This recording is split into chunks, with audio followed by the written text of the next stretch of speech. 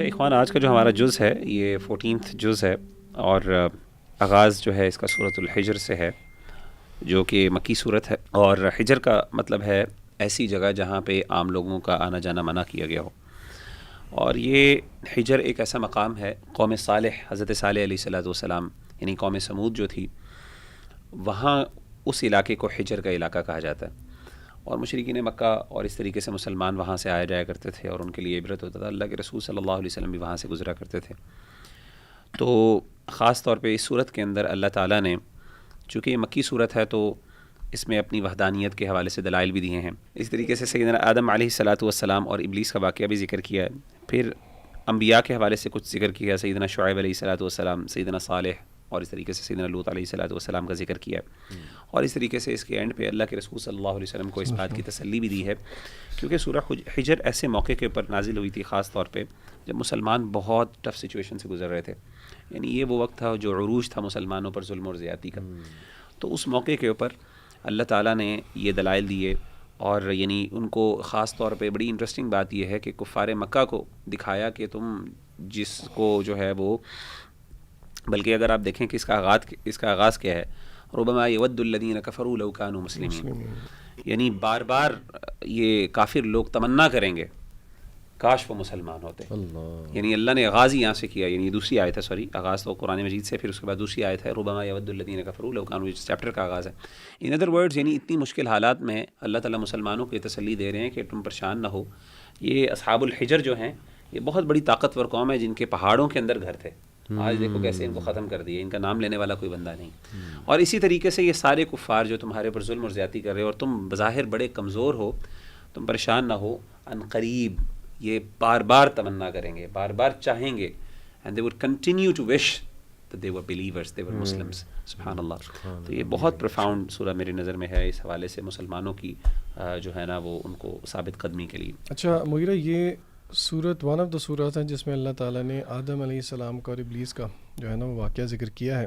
Again lot of lessons اس سارے topic میں سے، لیکن جو بات میں رکھنا چاہ رہا ہوں وہ یہاں پہ یہ ہے کہ اللہ تعالیٰ نے جس طرح فرمایا فَإِذَا سَوَّيْتُهُ وَنَفَخْتُ فِيهِ مِن رُوحِي فَقَعُوا لَهُ سَاجِدِينَ، کہ جب اللہ تعالیٰ نے آدم علیہ السلام کو بنایا اور اللہ نے جب سب کو کہا کہ سجدہ کریں تو سب نے سجدہ کیا. فَسَجَدَ الْمَلَائِكَةُ كُلُّهُمْ أَجْمَعُونَ إِلَّا ابلیس نے نہیں کیا، أَبَى أَن يَكُونَ مَعَ السَّاجِدِينَ.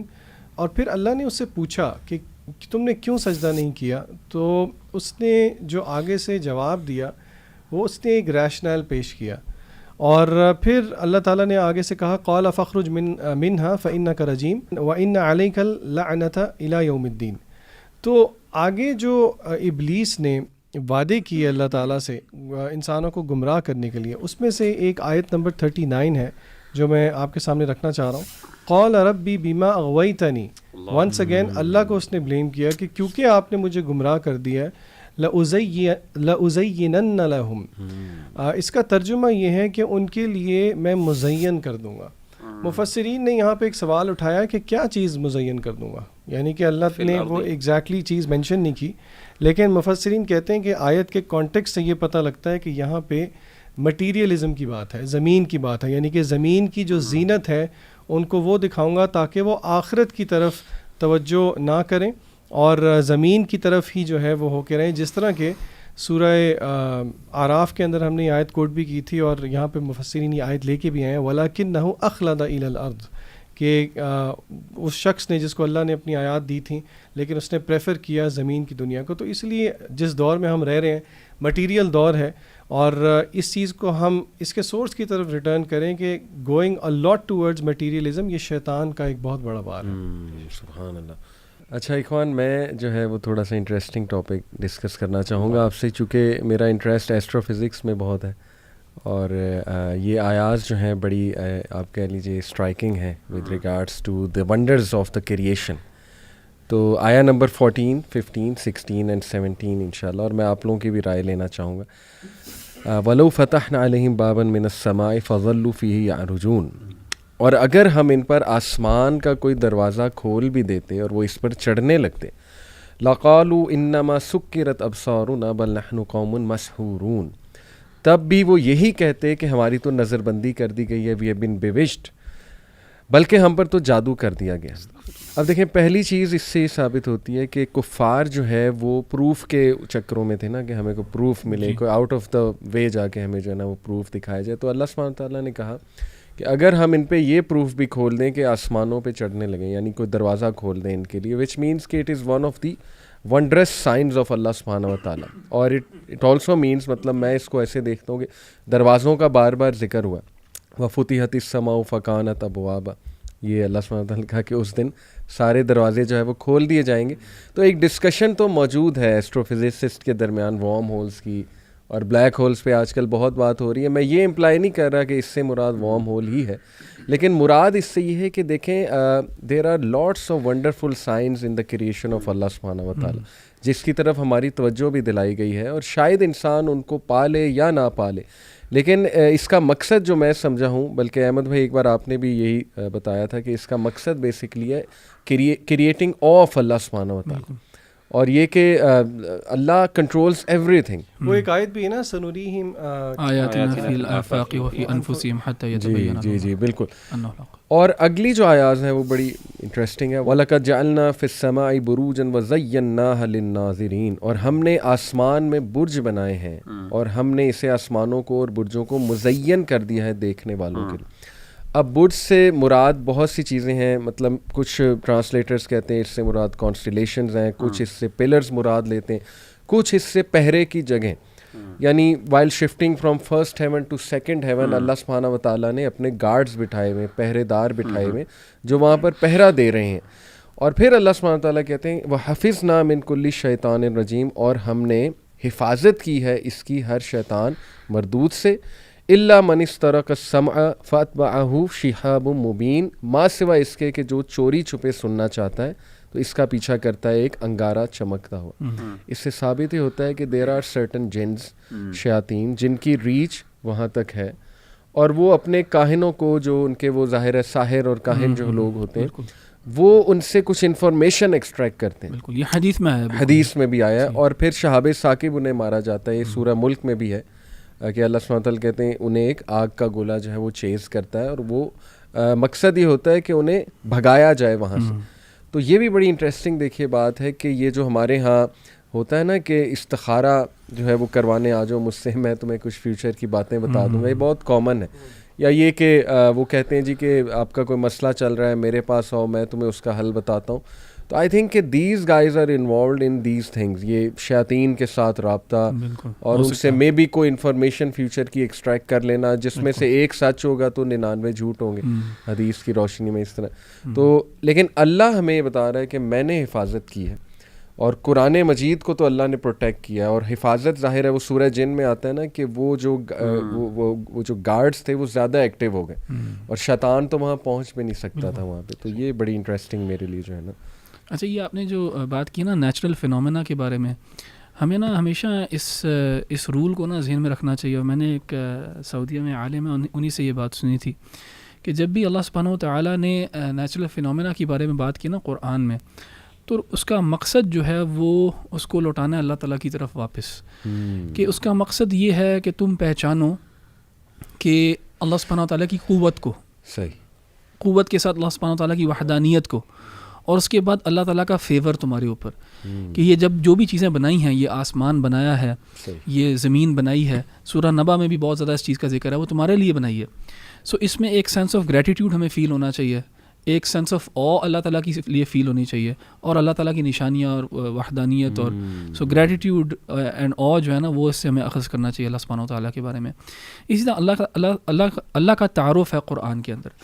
کچھ علماء نے قرآن کو نا 3 حصوں میں ڈیوائڈ کیا. تو ایک حصہ کہتے ہیں کہ قرآن میں احکام ہے, دوسرا حصہ قرآن میں اخبار ہیں, یعنی information about the past, the present and the future, and پھر جو تیسرا اس کا سبجیکٹ میٹر ہے وہ اللہ ہمسیلف ہے, یعنی توحید ہے. اور اللہ اپنا تعارف کراتا ہے قرآن میں, اور اپنی صفات جو ہے گناتا ہے انسانوں کو. لیکن کبھی کبھار ایسے ہوتا ہے کہ ہم اللہ سبحانہ و تعالیٰ کو پہچانتے نہیں ہیں جس طرح وہ چاہتا ہے کہ ہم اس کو پہچانیں, کیونکہ اللہ سبحانہ و تعالیٰ نے نا اپنی دونوں قسم کی ایٹریبیوٹس جو ہے نا مینشن کیے ہیں, جو کہ فار ایگزامپل اسی صورت کے اندر اللہ تعالیٰ کہتے ہیں رسول اللہ صلی اللہ علیہ وسلم کو, نبئ عبادی, کہ میرے بندوں کو بتا دو, انی انا الغفور الرحیم, کہ میں غفور الرحیم ہوں. اور یہ سبجیکٹ جو ہے بہت زیادہ مینشنڈ ہے قرآن کے اندر کہ اللہ سبحانہ و تعالیٰ از دی موسٹ مرسیفل. لیکن جو اگلی والی بات ہے نا, جو اگلی آیت ہے وہ ہم بھول جاتے ہیں کبھی کبھار, جس میں اللہ تعالیٰ کہتے ہیں وَأَنَّ عَذَابِي هُوَ الْعَذَابُ الْأَلِيمُ, کہ اور میرا عذاب جو ہے وہ سب سے دردناک عذاب ہے. اور جیسا سورہ بروج میں بھی ہے إِنَّ بَطْشَ رَبِّكَ لَشَدِيدٌ, کہ اللہ تعالیٰ کی جو پکڑ ہے بڑی سخت ہے. تو کبھی کبھار ایسے کرتے ہیں ہم کہ, اور شیطان انسان سے کرواتا ہے یہ کہ اللہ تعالیٰ کی جو رحمت ہے اس میں اتنی زیادہ امید ہو جاتی ہے انسان کو کہ وہ اللہ تعالیٰ سے ڈرنے کم لگ جاتا ہے. اور اسی طرح اللہ تعالیٰ نے قرآن میں کہا نا کہ یا ایھا الانسان ما غرک بربک الکریم, کس چیز نے تمہیں تمہارے رب سے نا جو ہے وہ کیا, دھوکے میں ڈالا. کہ اللہ تعالیٰ ہے رحمان اور رحیم ہے, کریم ہے, لیکن اس کی پکڑ بھی بڑی سخت ہے. تو ان دونوں چیزوں کو بیلنس کرنا, اور ابن القیم جو ہے نا بڑی ایک زبردست اور خوبصورت انالوجی اس کے بارے میں بیان کرتے ہیں فیئر اینڈ ہوپ کے بارے میں, کہ اللہ تعالیٰ کے کی مرسی میں اور ریوارڈ میں انسان کو ہوپ فل ہونا چاہیے. یہ ایک جذبہ ہے جو اللہ تعالیٰ کے ساتھ انسانوں کو رکھنا چاہیے, لیکن ساتھ ساتھ ڈر بھی ہونا چاہیے. اللہ تعالیٰ کی پکڑ بھی سخت ہے, اللہ تعالیٰ کا عذاب بھی سخت ہے. اور وہ انالوجی دیتے ہیں اس کی فیئر اور ہوپ کی ایک چڑیا کے ساتھ, کہ اس کے جیسے ایک چڑیا ہے جو اللہ تعالیٰ کی طرف جا رہی ہے, تو وہ اڑے گی تو اس کے پر جو ہیں دونوں سائڈوں پہ ایک فیئر والا پر ہے, خوف والا, اور ایک امید والا ہے, ہوپ والا. اور جو چڑیا کی جو باڈی ہے وہ محبت ہے.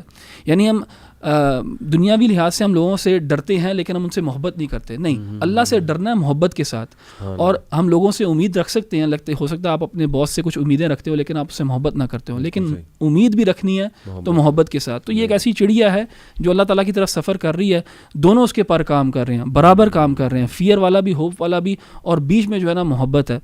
اور ایک دفعہ میں شیخ صالح منجد کو سن رہا تھا, اور وہ کہہ رہے تھے کہ جوانی کے دور میں نا انسان کا جو ڈر ہے نا اللہ تعالیٰ کے بارے میں وہ غالب ہونا چاہیے, کیونکہ جوانی کا دور ایسا ہے کہ اس میں نا انسان کی ڈیزائرز جو ہیں اس کو پل کر سکتی ہیں, اور ہی نیڈز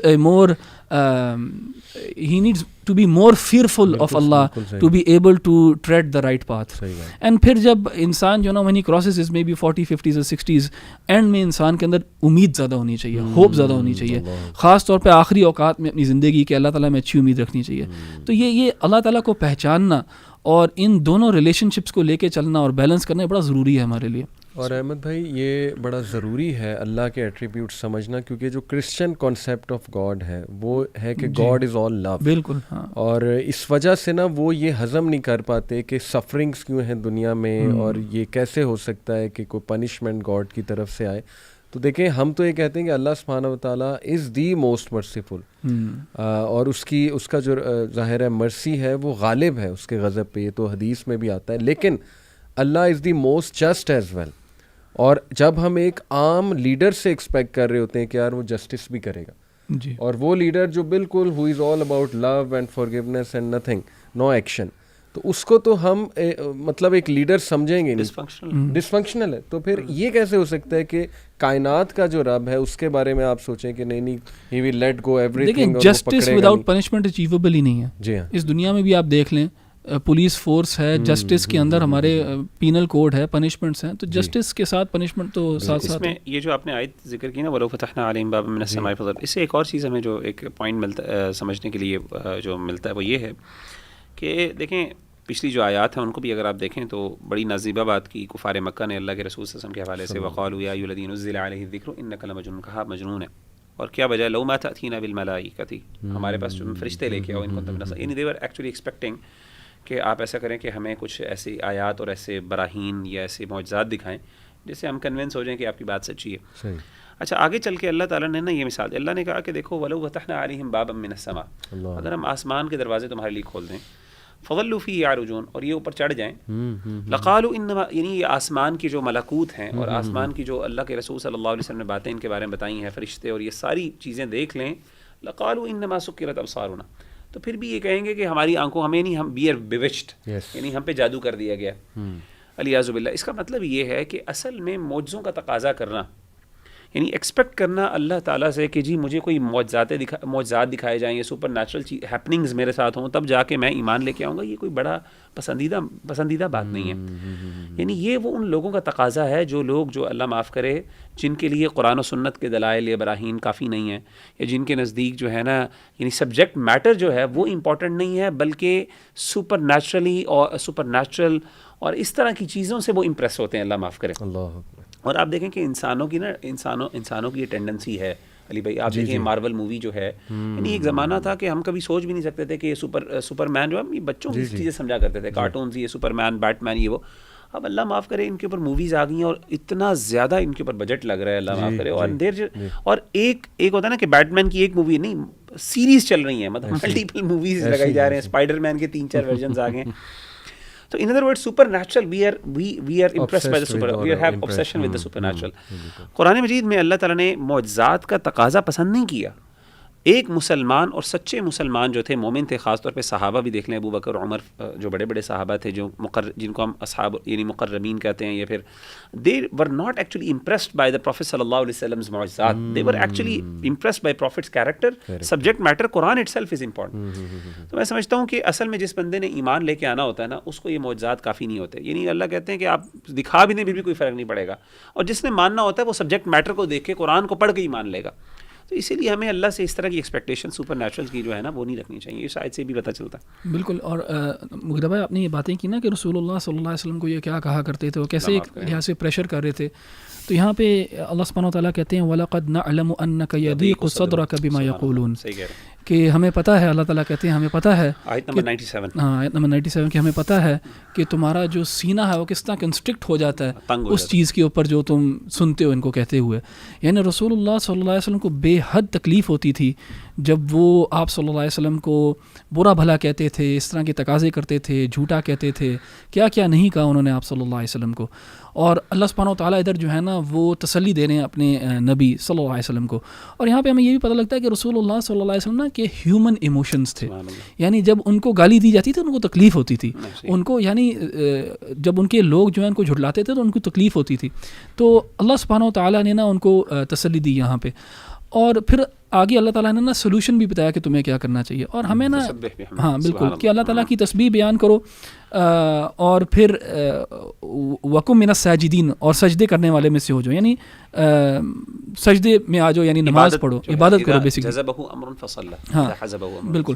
تو یہاں پہ ہمارے کچھ جو ہے نا بہن بھائی ہیں جو نئے پریکٹسنگ کرنا شروع کرتے ہیں تو ان کو بڑا کچھ سننا پڑتا ہے، خاص طور پہ اپنے قریبی لوگوں سے، گھر والوں سے، دوستوں سے، یاروں سے. اور جو چیزیں سنتے ہیں وہ تو ان کو اس سے تکلیف ہوتی ہے کہ جیسے اگر کوئی بہن ہے اس نے دوپٹہ لینا شروع کر دیا ہے، حجاب لینا شروع کر دیا، نقاب وغیرہ، تو گھر والے جو ہیں بہت زیادہ تنگ کرتے ہیں، لوگ تانے مارتے ہیں، اور دوست یار بھی جو ہیں وہ کہتے ہیں تم بہت مولوی ہو گئے ہو، اس طرح. تو ظاہر ہے کہ انسان کو تکلیف ہوتی ہے، لیکن ان کو یہ یاد رکھنا چاہیے کہ یہ جو تکلیفیں ہیں یہ انبیاء نے بھی جھیلی ہیں یہ تکلیفیں. یعنی ہم کیا سیکریفائس کر رہے ہیں جو انہوں نے سیکریفائس کیا. تو انسان کو صبر کرنا چاہیے. اور جس طرح اللہ تعالیٰ نے کہا نا کہ فسبح بحمد ربک وکن من الساجدین، تو اللہ تعالیٰ کی تسبیح بیان کریں اور نماز پڑھیں. واعبد ربک حتی یأتیک الیقین، اور ڈٹے رہیں اس چیز کے اوپر، اللہ تعالیٰ کی عبادت کرتے رہیں جب تک کہ جو چیز یقینی ہے وہ نہ آ جائے آپ تک. یعنی کیا چیز؟ موت. یعنی worship your lord until that which is certain to you comes, یعنی دیٹ وچ از سرٹن سے مراد موت ہے. اچھا، اسی آیت سے مجھے یاد آیا کہ کچھ ڈیوینٹ گروپس ہیں جو کہتے ہیں کہ اگر آپ ایک درجہ یقین تک پہنچ جائیں نا پھر آپ کو عبادت کی ضرورت نہیں ہے، پھر آپ کو جو ہے نا نماز پڑھنے کی ضرورت نہیں ہے. اور اس آیت سے جو ہے نا استدلال کرتے ہیں کہ وَاعْبُدْ رَبَّكَ حَتَّى يَأْتِيَكَ الْيَقِينُ، جب تک یقین کا سرٹنٹی کا لیول نہیں آپ نے ریچ کر لیا نا تب تک آپ نے عبادت کرنی ہے. جب آپ نے وہ ریچ کر لیا پھر نماز وغیرہ شریعت جو ہے نا آپ کے اوپر فرض نہیں ہے. اور یہ اتنا ایک غلط کانسیپٹ ہے. اور اگر آپ اس سے یہ مراد لے رہے ہیں تو پھر اس کا مطلب رسول اللہ صلی اللہ علیہ وسلم اور صحابہ وہ تو کبھی بھی یقین کے لیول تک پہنچے ہی نہیں. تو یقین سے یہاں مراد جو ہے وہ ہے ڈیتھ، موت. بالکل صحیح. مغیرہ آپ نے جو بات کی، سوری اس میں ایک ایڈ کر دوں، مجھے کسی نے بتایا حضرت علی کا قول، اب پتہ نہیں ہے کہ نہیں لیکن بات بڑی خوبصورت ہے.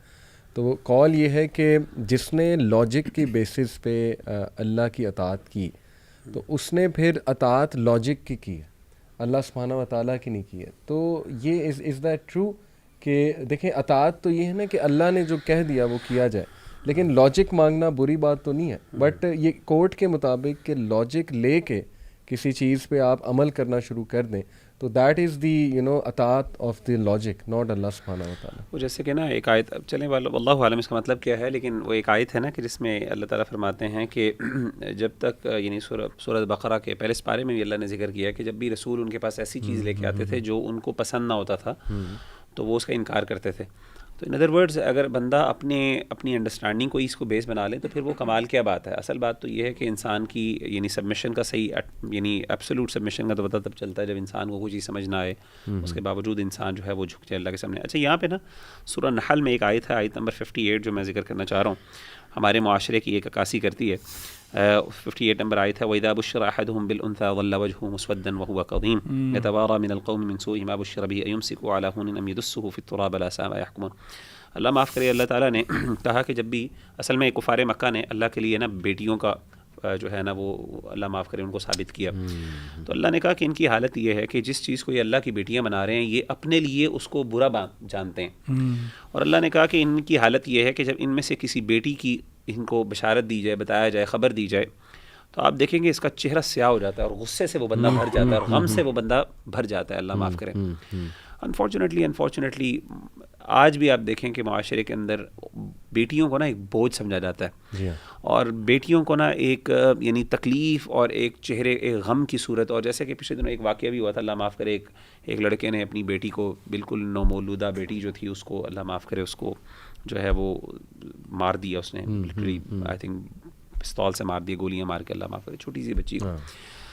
تو کہنے کا مطلب ہے کہ یہاں پہ اللہ تعالیٰ نے جس انداز سے اللہ نے کہا کہ ان کی حالت یہ ہے کہ پھر یہ اپنی یعنی ایسا بندہ جو ہے اپنے چہرے کو چھپاتا پھرتا ہے لوگوں سے, یعنی اور معاشرے کی ایک نا گندگی کو اللہ نے ظاہر کیا. تو میں سمجھتا ہوں کہ آج کل جو ہے نا اس چیز کی بہت ضرورت ہے کہ ہم خاص طور پہ اس کے مخالف چلتے ہوئے بیٹیوں کو جو ہے نا وہ ایک, اور اس کے لیے بہت سے احادیث بھی ہیں فضیلت پہ بھی کہ جس کی جو بیٹیاں اللہ نے ہوں اور بیٹا نہ ہو اور اس کے بعد اس نے اس کی اچھی پرورش کی ہو تو جنت کے اندر اس کے لیے کیا کیا مقامات ہیں. مطلب وہ ایک ساری چیزیں ہیں. تو کہنے کا مطلب ہے اللہ معاف کرے اس میں نا یہ چیز بہت ہمیں نہ سمجھنے والی. اور آخری چیز اس میں خاص طور پہ میں ذکر کرنا چاہتا ہوں علی بھائی, وہ یہ ہے کہ نا سورہ نحل کی آیت نمبر 97 ہے جو بڑی جو ہے نا وہ کوٹ کی جاتی ہے, اور میں سمجھتا ہوں کہ یہ بڑی کنفیوژن ہے اس حوالے سے جو آلریڈی تھوڑی سی ڈسکس ہو چکی ہے, لیکن میں جس پہ ایک پوائنٹ آؤٹ کرتا ہوں. آپ نے فرمایا کہ اللہ تعالیٰ فرماتے ہیں من عمل صالحا من ذکر او انثی وهو مؤمن فلنحيينه حیاتا طیبہ, کہ وہ بندہ جس نے نیک عمل کیے چاہے وہ مردوں میں سے ہو یا عورت میں سے ہو تو ہم اس کو ضرور کوئی پاکیزہ زندگی دیں گے.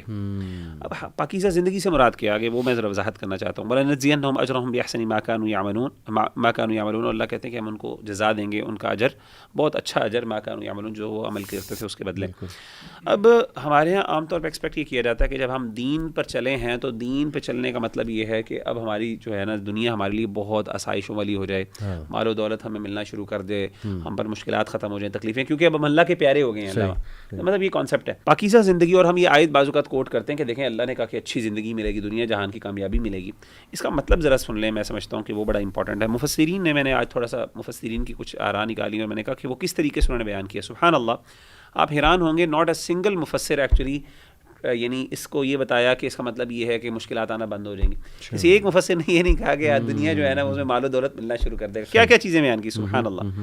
ایک مفسر کہتے ہیں کہ سب سے پہلے قناعت ملنا شروع ہو جائے گی. قناعت حیاتن طیبہ کا مطلب ہے کہ انسان جو ملا اس پہ سیلف سفیشنسی, یعنی کنٹینٹمنٹ, یعنی انسان کو جو ملے گا انسان اس پہ کنٹینٹ ہو جائے گا کہ یار سبحان اللہ میرے پاس جو ہے بہت ہے. یہ بہت بڑی دل کا غنا ہے. دوسری وہ کہتے ہیں کہ نفس کا سکون, تیسرے کہتے ہیں دل کا اطمینان, ایک کہتے ہیں اللہ سے محبت, ایک کہتے ہیں عبادت میں لذت, ایک کہتے ہیں ایمان کی حلاوت, اور ایک کہتے ہیں حلال رزق, یعنی رزق ہو لیکن وہ حلال. تو یعنی اللہ کا حلال رزق ملنا یہ بھی اللہ کی طرف سے پاکیزہ زندگی کی علامت ہے. تو کہنے کا مطلب ہے کہ یہ چیز ہمیں وضاحت کرنی چاہیے کہ اصل جو کامیابی کی چیزیں نا وہ یہ چیزیں ہیں کہ انسان ایمان میں لذت محسوس ہو, اللہ کا قریب, اللہ کی محبت انسان کو ملنا شروع ہو جائے, انسان کنٹینٹ ہو جائے, مطمئن ہو جائے, پرسکون ہو جائے, حالات جیسے مرضی ہوں اللہ معاف کرے, غربت بھی ہو, فقر بھی ہو, حلال کھا رہا اور کھلا رہا ہو, سبحان اللہ. تو کہتے ہیں اس سے بڑی یہ ہے اصل میں حیاتن طیبہ. بہت امپورٹنٹ تھا یہ ایکسپلین کرنا. اچھا مغیرہ بھائی, آپ نے ادھر مینشن کیا نا بیٹیوں کے بارے میں, مجھے تو خیر سمجھ نہیں آتی کہ کیسے لوگ یہ چیزیں سوچ سکتے ہیں, کیونکہ میری اب بیٹی ہے, مجھے اتنا زیادہ لگاؤ ہے اپنی بیٹی سے کہ مجھے اپنے بیٹے کے ساتھ اتنا نہیں ہے. اور میں میرے دونوں بچے جو ہیں وہ بہت قریب ہیں اپنی عمر میں نا, تو میں کبھی کبھار کچھ گلٹی فیل کرتا ہوں کہ میں اپنے بیٹے کو وہ اٹینشن نہیں دیتا اور وہ پیار نہیں دیتا جو بیٹی کو دیتا ہوں. تو بیٹیاں جو ہیں اللہ تعالیٰ کی اتنی بڑی نعمت ہے. بلکہ مجھے یاد ہے میری جب بیٹی پیدا ہوئی تو جب ہم سیکنڈ چائلڈ ایکسپیکٹ کر رہے تھے تو ہمیں ڈاکٹرز نے بتایا تھا کہ بیٹی ہوگی. تو میں بہت ہی خوش تھا, میں نے کہا 2 بیٹیاں ہوں گی, آگے پیچھے عمر ہے ان کی, کھیلیں گی آپس میں. تو ہوا وہ بیٹا ہے, بالکل اینڈ میں ہمیں پتہ لگا کہ اچھا وہ بیٹا ہے. تو میں تھوڑا سا بلکہ اپوزٹ ہوا میرے ساتھ, میں تھوڑا سا سیڈ ہوا کہ اچھا یہ تو بیٹا ہو گیا. لیکن الحمدللہ جو بھی اللہ تعالیٰ دے اس میں نا برکت ہے. لیکن بیٹیاں جو ہے نا یقین کریں باپ کے لیے تو بیٹی بہت بڑی چیز ہے. ہم شاید اس کو نا ریلیٹ نہیں کر پا رہے کہ وہ کس طریقے سے اللہ معاف کرے معاشرے میں کیسے یار, یعنی وہ دیوان, وہ کتنی, یعنی میں سمجھتا ہوں دیوانگی ہے. ہاں بالکل. اور کتنی وحشت ہے ایسے کردار کے اندر جس کے اندر بندہ بیٹی کو جو ہے نا اللہ معاف کرے اس, یعنی عورت بیٹی کا ہونے کا مطلب یہ ہے کہ ایک نرم دل, محبت, یہ دس چیز امبوڈیمنٹ آف دیٹ تھنگ. اور آپ اتنی وحشت اس کے ساتھ زندہ دفن کر دینا, اللہ معاف کرے, اور اس کو مار دینا. اچھا مجھ سے نا ایک اسٹوڈنٹ نے ایک بار پوچھا تھا کہ سر اس آیا میں تو ڈیگریڈ کیا جا رہا ہے عورت ذات کو, یعنی اللہ سبحانہ تعالیٰ کہہ رہے ہیں نا کہ تم جب خود بیٹیاں پسند نہیں کرتے تو اللہ کے لیے کیوں کرتے. تو میں نے اسے یہ جواب دیا کہ دیکھو اس میں تو اللہ سبحانہ تعالیٰ قریش مکہ کی سائیکالوجی کو جو ہے وہ طنز کر رہے ہیں کہ اپنے لیے جب تم بیٹی پسند نہیں کرتے تو رب العالمین کے لیے کیسے تم جو ہے یہ بات کر رہے ہو. اس میں کوئی ڈیگریڈیشن نہیں, تو یہ بھی سمجھنے کی ضرورت ہے. بلکہ قرآن میں اور جگہوں پہ اللہ تعالیٰ نے جب کہا کہ جب ہماری طرف وہ بیٹا منسوخ کرتے ہیں تو پھر اللہ تعالیٰ کو کتنا غضب اللہ تعالیٰ کا, ادھر تو بیٹے کا ذکر ہے. بالکل ادھر بیٹے کا. اچھا یہ میں لاسٹ اپنی ریفلیکشن سورہ نحل آیت نمبر 90, اس میں 3 ڈوز ہیں اور 3 ڈونٹس ہیں اور بہت جامع ہیں. اینڈ دیٹ از ان اللہ یأمر بالعدل والاحسان وایتاء ذی القربی. اللہ یقیناً اللہ تمہیں حکم دیتا ہے نمبر 1 عدل کا, نمبر 2 احسان کا, اور نمبر 3 قرابت داروں کو ان کے حقوق ادا کرنے کا. وینہی عن الفحشاء والمنکر, اور اللہ تمہیں روکتا ہے بے حیائی سے, برائی سے, والبغی اور سرکشی سے. یعظکم لعلکم تذکرون, اور وہ تمہیں نصیحت کرتا ہے تاکہ تم سبق حاصل کرو. اس میں یہ میں کوئکلی ایکسپلین کر دیتا ہوں. دیکھیں یہ جو 3 ڈوز اور ڈونٹس ہیں ان میں نمبر 1 العدل ہے. العدل میں نمبر 1 تو جسٹس ہے, اور نمبر 2 ماڈریشن بھی ہے. Moderation in all aspects of, اعتدال, آل ایسپیکٹس آف لائف. الاحسان سے مراد ہے good treatment to others, to forgive, to give more than the right of the other person, excellence and pure intention and worshipping Allah subhanahu wa ta'ala in the most beautiful manner. اور جو ایتاء ذی القربی ہے, to fulfill the rights of the relatives and helping them in times of need. اور یہ صلہ رحمی ہے کہ اس رشتہ دار کی ہیلپ کی جائے جس نے آپ کی ہیلپ کبھی نہیں کی, یہی تو اصل میں ٹیسٹ ہے. اور الفحشاء یہ تمام وہ چیزیں which are immodest, immoral, obscene اور vulgar. They are not to be fit, they are not fit to be seen or heard. Example, adultery, theft, robbery, drinking, gambling, begging, abusive language or pornography obviously. Munkar applies to all those evils which have been always universally regarded as evils and have been forbidden by all divine systems of law. ہر وہ چیز جو universally acknowledged ہے کہ یہ چیز غلط ہے وہ منکر کہلائے گی. جیسے جھوٹ بولنا, جھوٹی گواہی دینا, یہ منکر ہے. اور البغی applies to those vices that transgress the limits and violate the rights of others, whether those of Allah or of people. یعنی حد سے تجاوز کر جانا, حد پار کر جانا اللہ کے ساتھ ٹریٹمنٹ میں, پلس یعنی اللہ کے ساتھ چلنے میں, پلس لوگوں کے ساتھ چلنے میں. تو دیکھیں اس میں یہ ہمارے لیے ٹو ڈو لسٹ ہے کہ یہ 3 چیزیں ساتھ رکھو اور ان 3 چیزوں کو جو ہے اوائڈ کرتے رہو. اور پھر اللہ تمہیں باقاعدہ نصیحت کر رہا ہے تاکہ تم لوگ کامیاب ہو جاؤ, تاکہ تم لوگ فلاح پا جاؤ. تو دس از بیوٹیفل. بڑا بیوٹیفل. جزاک اللہ خیر.